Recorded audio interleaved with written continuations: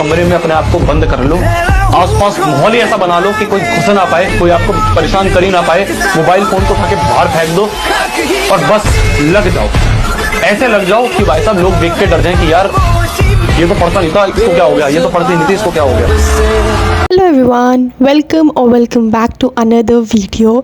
तो मुझे पता है कि ये वीडियो बहुत लेट आ रही है, but I am gonna tell everything what I am doing for my science board exams. तो सबसे पहले I am waking up early, क्योंकि कैब डेज़ में अगर आप जल्दी उठोगे तो आपके पास बहुत ज़्यादा टाइम होगा पढ़ाई करने के लिए एंड उस टाइम को कंज्यूम करने के लिए। तो मैं यहाँ पर 4 बजे उठ गई थी। It was about 17 February and ये जो लाइव सेशन चल रहा था उसको मैंने लास्ट नाइट कंप्लीट कर लिया था, बट कार्बन वाला पार्ट मेरा रह गया था and I was feeling so sleepy. तो मैं सो गई थी। आई डिसाइडेड कि मैं 4 बजे उठ के इसे पूरा कंप्लीट कर लूँगी। सो या मैं प्रशांत भैया की सारे मैराथन्स को अटेंड करने वाली हूँ, बिकॉज ऑब्वियसली ही is known as the leakers of board exams and वो सारे टॉपिक्स इंपॉर्टेंट टॉपिक्स बता देते हैं एंड इनकी मैराथन्स बहुत हेल्पफुल भी होती है। लाइक मैंने अपने सीनियर से पूछा था तो देवर लाइक कि प्रशांत भैया की मैराथन ज़रूर देख के जाना, उन्होंने बहुत इंपॉर्टेंट टॉपिक्स बताए थे last year and it can be helpful for us. देखो तुमको जिस टीचर से समझ में आता है तुम उस टीचर से जाके पढ़ सकते हो। बेसिकली ये बात है कि तुम्हारे सारे टॉपिक्स अभी क्लियर होने चाहिए एंड तुम्हें बहुत सारे क्वेश्चंस जैसे जो भी लाइव मैराथन्स में हो रहे हैं उन क्वेश्चंस को प्रैक्टिस करना चाहिए, क्योंकि ऐसे बहुत सारे चांसेस है कि बहुत सारे रीजन के अलग अलग सेट्स में तुम्हें वो क्वेश्चन दिख सकते हैं। एंड हमें पता है कि हमारे पूरे सिलेबस में से 20% ऑफ द टॉपिक्स बहुत इंपॉर्टेंट होते हैं जो 80% ऑफ द एग्जाम पेपर में आता है। So this is the first thing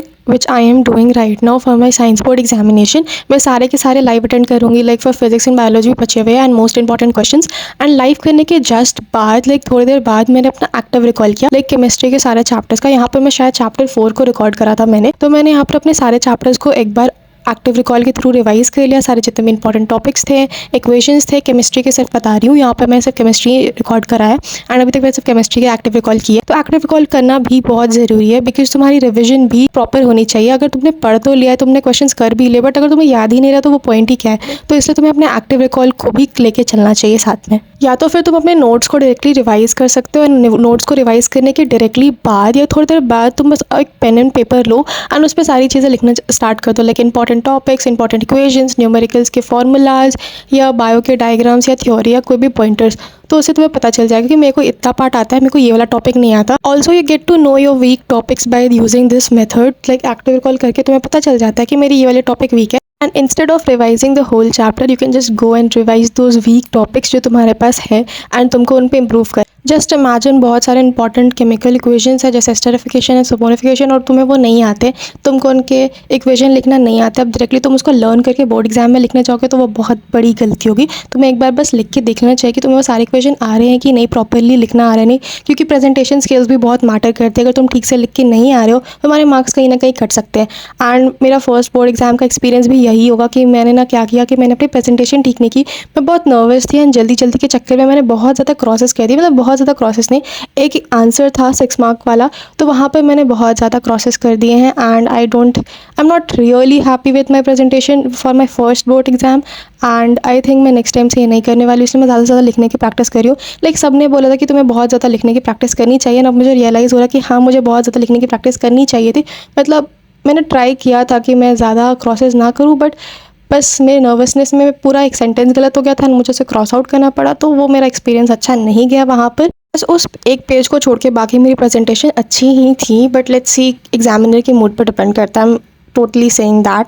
and उसके बाद फिर ये वाली क्लिप ना शायद पहले की है, क्योंकि मैं यहाँ पर एक्टिविटीज़ पढ़ी थी, लाइक बेसिकली लाइव से पहले वाली क्लिप होगी, क्योंकि मैं लाइव से पहले ना अपने सारे लाइक जितने भी एक्टिविटीज़ थे उनको गो थ्रू कर ले रही थी एक बार, क्योंकि वहाँ से अगर कोई क्वेश्चन आ गया तो मैं उसको आराम से सॉल्व कर सकूँ और मेरे को ऐसा फील ना हो कि मुझे तो आता ही नहीं है। तो मैं बस वहाँ पर रिवाइज़ कर रही थी चैप्टर 1 से लेकर चैप्टर 4 तक सारे के सारे जितने भी केमिकल एक्टिविटीज़ था। ये नोट्स, ये वाला जो PDF था ये भी तुम्हें प्रशांत भैया के टेलीग्राम चैनल पर ही मिल जाएगा, मैंने वहीं से निकाला था। लेकिन कुछ पुराना ही है, आई गेस ये पुरानी वाली वेब बैच के लिए था, बट आई थिंक ये मेरे लिए तो काम आ गई, तो मैंने बस इसी को यूज़ कर लिया कि मुझे कोई और ऑल्टरनेटिव रिसोर्स नहीं मिल रहा था।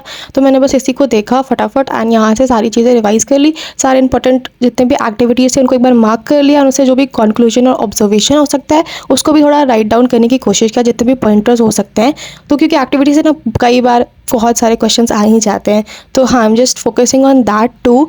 एंड एक्टिविटीज़ के साथ साथ आई एम टेलिंग कि हमें डायग्राम्स एंड न्यूमेरिकल्स प्रैक्टिस भी करना चाहिए फिजिक्स एंड बायोलॉजी के लिए, क्योंकि वो भी बहुत इंपॉर्टेंट है। अभी मैं सिर्फ केमिस्ट्री का रिकॉर्ड कर पाई हूँ, तो I am not going to tell about chemistry only. Physics के लिए तुम्हें न्यूमेरिकल्स प्रैक्टिस करनी चाहिए। मान लो कि तुम्हें न्यूमेरिकल्स बहुत अच्छे तरीके से सॉल्व करने आते हैं, बट तुमने अभी प्रीवियस डेज में उसको रिवाइज नहीं किया, अब तुम डायरेक्टली बोर्ड एग्जाम में जाके बैठ जाओगे न्यूमेरिकल सॉल्व करने, तो वहाँ पर शायद तुमसे थोड़ी बहुत गड़बड़ी हो सकती है, कैलकुलेशन मिस्टेक्स होता है, क्योंकि बोर्ड एग्जाम में तो ऑलरेडी टाइम मैनेजमेंट का भी ध्यान रखना पड़ता है। तो आई थिंक तुम्हें सब चीज़ प्रैक्टिस करनी चाहिए। डायग्राम को भी कम से कम टाइम में बनाने का भी वो भी प्रैक्टिस करना चाहिए। अब ये भी क्लिप बहुत पुरानी है जहाँ पर मैं फिजिक्स पढ़ रही थी, तो बेसिकली मैं यहाँ पर फिजिक्स के न्यूमेरिकल सॉल्व करी थी, बस ऐसे ही रैंडमली बुक में जो इलेक्ट्रिसिटी वाला चैप्टर था एंड लाइट के चैप्टर के भी ऐसी बुक में रैंडमली सॉल्व कर लिया था। इंटेक्स क्वेश्चंस के लिए, बैक साइज के लिए, ये सब मैं कर रही थी नॉर्मल बुक में, सो दैट कि मेरा एक बार न्यूमेरिकल्स वाला पार्ट भी क्लियर हो जाए। बस ये रफ में करने के लिए था। मैं देख रही थी कि मुझे कौन से फॉर्मूला अभी भी क्लियर नहीं है या कुछ क्लियर नहीं है। अगर कोई टॉपिक क्लियर नहीं है तो मैं उसके न्यूमेरिकल्स और ज़्यादा प्रैक्टिस करती हूँ। बेसिकली साइंस के लिए तुम्हें अपने केमिस्ट्री, बायो, फिजिक्स तीनों को बैलेंस आउट करके चलना होगा। एंड बायो में तो मेरे को लगता है कि मेरे को खुद के लिए डायग्राम प्रैक्टिस करनी होगी बहुत ज़्यादा, क्योंकि प्री बोर्ड में मेरे नंबर वहीं से कटे थे। अभी भी मेरे को डायग्राम बनाना ठीक से नहीं आता, like with labelling and everything. Nephron वाला डायग्राम भी मेरे को नहीं आता। I know that it is not important, but ठीक है, बाकी सारे डायग्राम्स पे मुझे फोकस करना होगा। फिजिक्स के लिए न्यूमेरिकल्स प्रैक्टिस करनी होंगी, लाइट, इलेक्ट्रिसिटी के लिए। एंड बाकी केमिस्ट्री के लिए तो मैंने केमिकल इक्वेशन सारा एक अपने नोट्स में लिख लिया था, उसी को बस मैं पढ़ रही हूँ, रिवाइज कर रही हूँ। मैं अपने सारे नोट्स को गो थ्रू कर रही हूँ। बट अभी भी तुम्हारे पास अगर साइंस के नोट्स नहीं है किसी चैप्टर्स के, तो इतने सारे रिसोर्सेज है भाई। प्रशांत भाई ने कल चीट नोट्स दिए हैं, और भी बहुत सारे लोग जो नोट्स दे रहे हैं, तो वहाँ से जाके पढ़ लो। You don't have any excuse कि मेरे पास नोट्स नहीं है, मेरे पास ये नहीं है। अब तो भाई सारा यूट्यूब तुम्हें पढ़ाने के पीछे पड़ा हुआ है, so it is only you who is not studying. बाकी सब तो पढ़ ही रहे हैं भाई। तो हाँ, तो मैंने भी यहाँ पर फिजिक्स के न्यूमेरिकल्स कर लिए थे almost, and that is what I am doing for everything. कि बस practice, revision and presentation skills पे मुझे ध्यान देना है, क्योंकि मेरा फर्स्ट बोर्ड एग्जाम का एक्सपीरियंस बिल्कुल भी अच्छा नहीं गया है। एक दो क्वेश्चन को देख के आई वाज लाइक भाई ये तो मेरे को आता ही नहीं है, मैं इसमें लिखूँगी क्या। तो उसके बाद फिर मैं थोड़ा नर्वस हो गई, बट फिर एक्चुअली में मैंने लिख के आई हूँ पूरा आंसर। अब देखते हैं कि मार्क्स कैसे मिलते हैं मेरे को, और मार्क्स में तुम लोग साथ ज़रूर शेयर करूँगी। अब नेक्स्ट थिंग है कि मैं सैम्पल पेपर एंड वो सब सारी चीज़ें कैसे सॉल्व कर रही हूँ।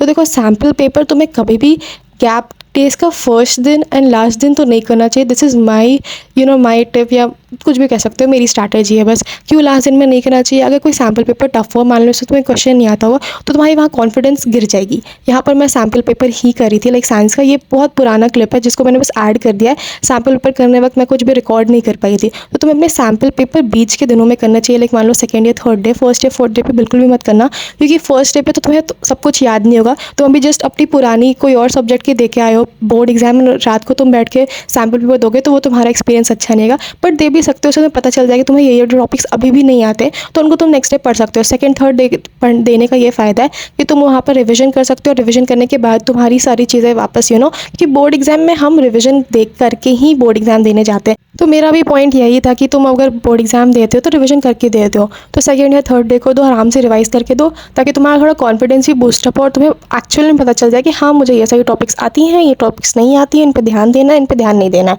तो मैं भी वही कर रही हूँ कि ऐसे बहुत सारे टॉपिक्स हैं जो मुझे आती है, ऐसे कुछ कुछ टॉपिक्स हैं जो मुझे नहीं आती, तो मुझे उन पर ध्यान देना instead of revising everything again. तो मैं वो नहीं करना चाहती। मैं बस अपने नोट्स एंड ऑल को रिवाइज करते चल रही हूँ, क्योंकि कुछ भी इंपॉर्टेंट कहीं से भी आ सकता है।